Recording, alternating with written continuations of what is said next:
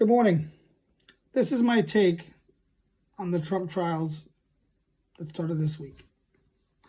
On Monday, opening arguments started in the first ever of its kind trial of former President Donald Trump.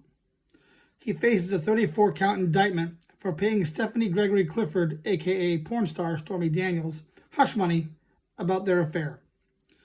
The prosecution has the Democrats and Trump haters salivating and frothing at the mouth at the thought of sinking their teeth into a convicted Donald Trump. The problem for the prosecution team, the Democrats, their note takers, as well as the elected progressive Democrat prosecutor Alvin Bragg, is that what they want to convict and accuse Trump of is not a crime. It's a nonsensical business records falsification offense. If proven, a mere misdemeanor at best. This is about Bragg being an election denier himself, as I see it.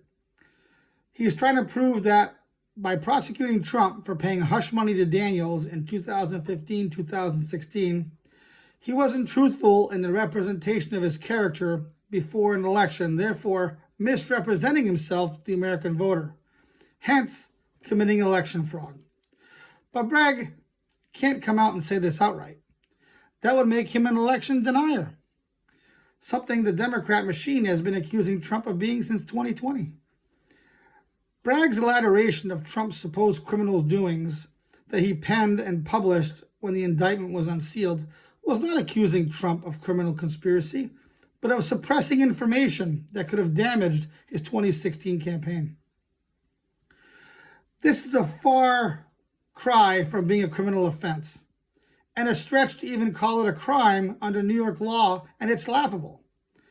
Unless there is legal obligation to disclose, it is not a crime to suppress embarrassing details of one's personal life. What are pejoratively described as hush money deals are actually legal and commonplace.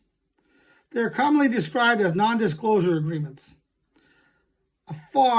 Very far from being unlawful, non-disclosure agreements are at the heart of almost every civil litigation settlement in the United States.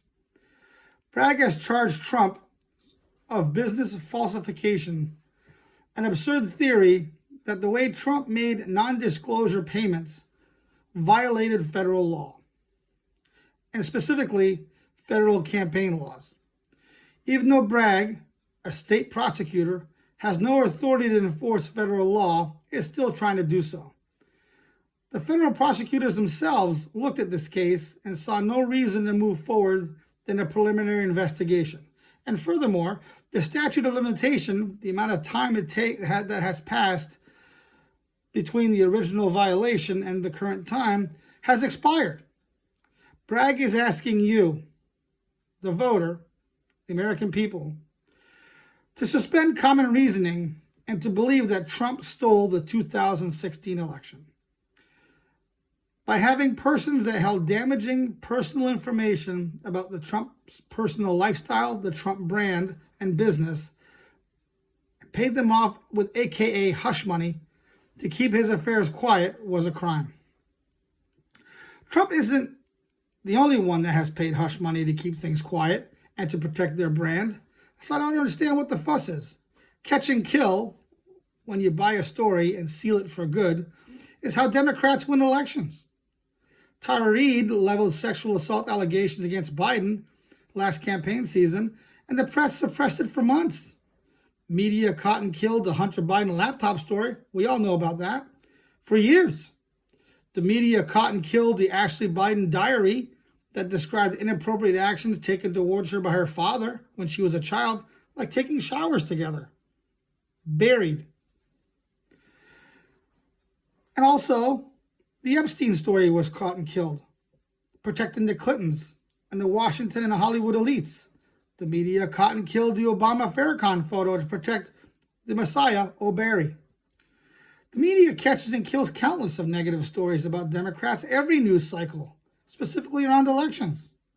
But when the National Enquirer does it to a Republican, the Republican faces jail time. This is an example of our criminal system being politicized and used as a weapon to attack political rivals. No crime was committed. No one was injured. Nothing was stolen. The only crime being committed here is by the left and their use of our judicial system as a weapon. Take this to note: if they can go after a wealthy man like Donald Trump, they can easily turn their ire and attack the common man for a lot less. Please take that to note in November. Have a great day.